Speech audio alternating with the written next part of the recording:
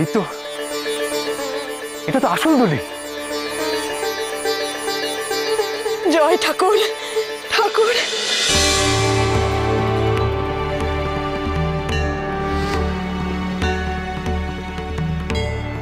আপনি এসেছেন, খুব ভালো হলো। কিন্তু আশ্চর্য, যাতায়াতে তো শুনেছি 7 দিন লাগে। আমার স্বামী নিজেই হয়তো তারাপীঠ পৌঁছেছেন মাত্র কিছুদিন আগে। তার মধ্যে ভালো চাকরি, আসল দলিলপত্র সব জোগাড় করে ফেললেন।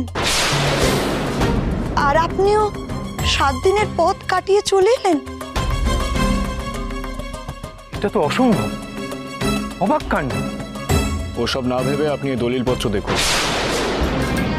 ওসব যদি সত্যি হয় তাহলে আর আমার আশাটা অসম্ভব কিসে? কি বলো বৌঠান? সে আপনি ঠিকই বলেছেন। তবে জানেন তো, দীনদয়াল মহাশয়ের জ্ঞাতিরা সমস্ত মিথ্যে দলিল আর মিথ্যে সাক্ষী জমা দিয়ে বসে আছে। তবে এই দলিলটা আমাদের মামলা লড়তে সাহায্য করবে। আমরা কি মামলায় জিতে যাবো উকিল বাবু? হ্যাঁ, না, মামলায় জিতবো কিনা সেটা এখনই বলতে পারছি না।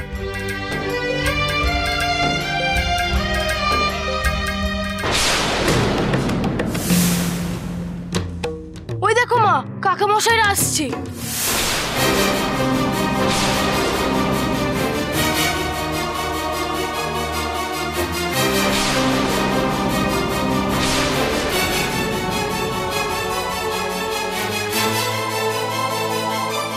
কিরে, তোরা এখানে কি করছিস? তোর বাপ তো মামলায় হেরে যাবে বলে ভয়ে পালালো। তোরা তো এবার রাস্তায় বসবি, ভিক্ষে করবি মামলায় হেরে।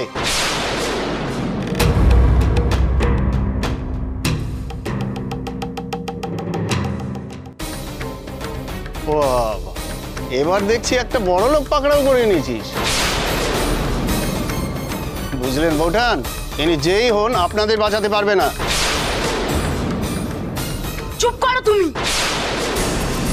তোমরা মিথ্যা মামলা লড়ছো, মিথ্যা সাক্ষী দিয়েছো তোমরা। তবে রে,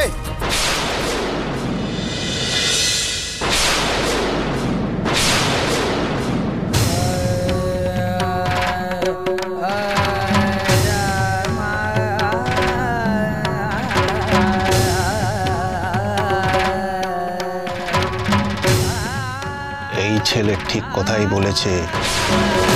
আমরা মিথ্যে মামলা করেছি, আদালতে জাল দলিল জমা দিয়েছি, কিন্তু কেউ প্রমাণ করতে পারবে না।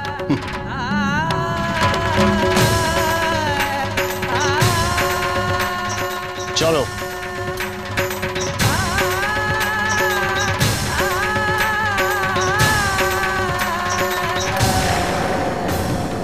বড়মা, দীনদয়াল না জিতলে তারাপীঠে নিজের দেহে যে আমি ফিরতে পারবো না গো। কি হবে বড়মা? বাবা, বাবা তুই সব কি বলছিস? তোকে যে সঠিক সময় ফিরতেই হবে বাবা।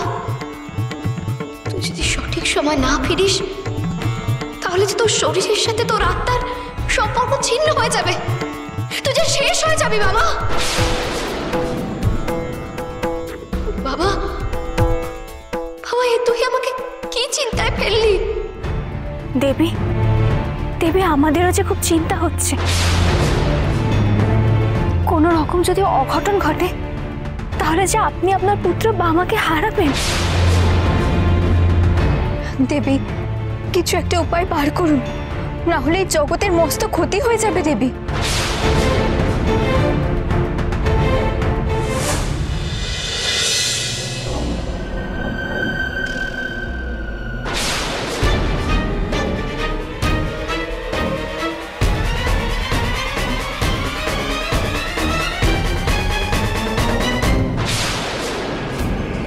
বামদেব এমন স্থির হয়ে বসে কি সাধনা করছেন? আরে অদ্ভুত তো, দেখে মনে হচ্ছে দেহে কোনো প্রাণ নেই। আশ্চর্য, কেন এমন মনে হচ্ছে আমার? বামদেব সাধনার কোন স্তরে আছেন আমি বুঝতেই পারছি না। আমাকে জানতেই হবে, আমাকে স্পর্শ করে দেখতে হবে সত্যি ওনার দেহে প্রাণ আছে কিনা। দেখি।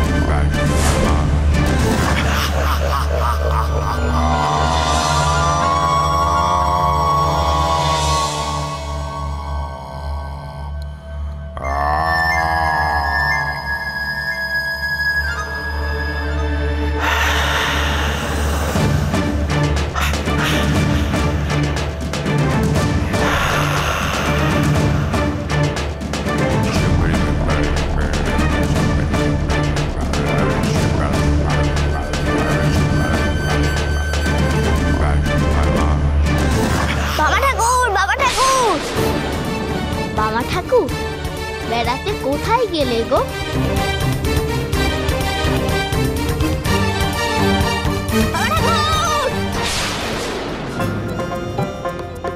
ঠাকুর,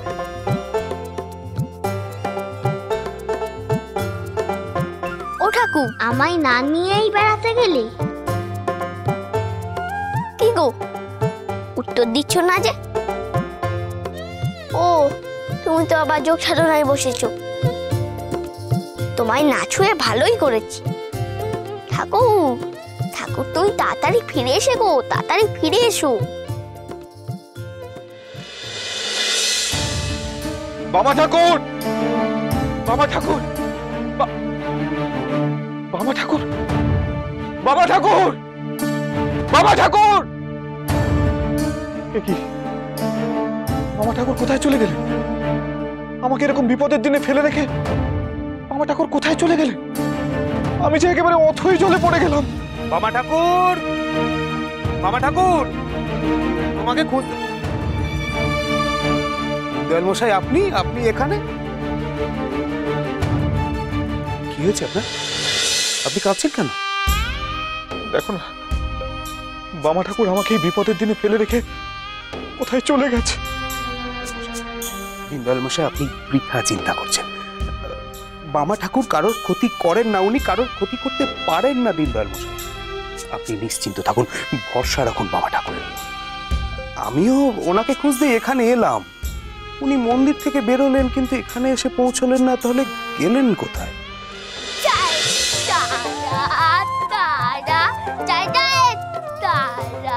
বললো বললো বাবা ঠাকুর কোথায় রে, দেখেছিস?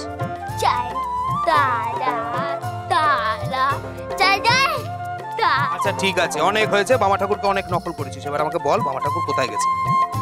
বাবা ঠাকুর গেছে বেড়াতে, এখন সহজে আসবে না।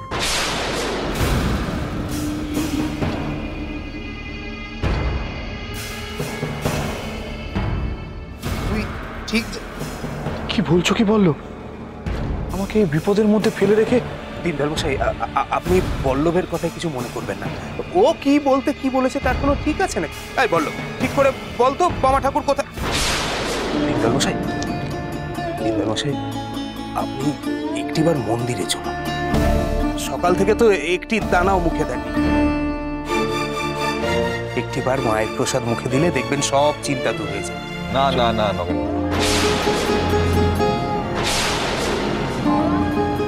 এই অবস্থায় আমার গলা থেকে এক ফোঁটা অন্ন নামবে না।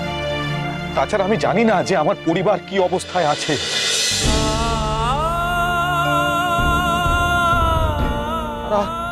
তারা আদৌ অন্ন খেতে পাচ্ছে কি পাচ্ছে না? দীনদয়াল মশাই, দীনদয়াল মশাই, আপনি